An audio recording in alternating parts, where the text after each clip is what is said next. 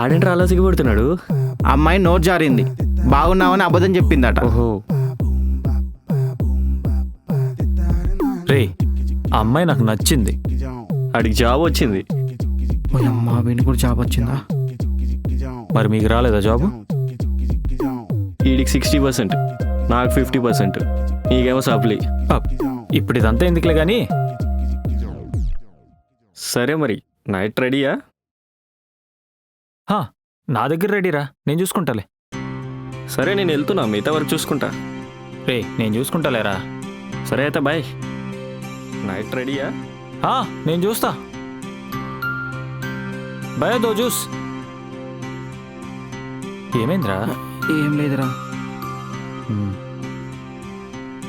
సర్లే కానీ భయ్యా జ్యూస్ క్యాన్సిల్. సరే వెళ్దాం పద.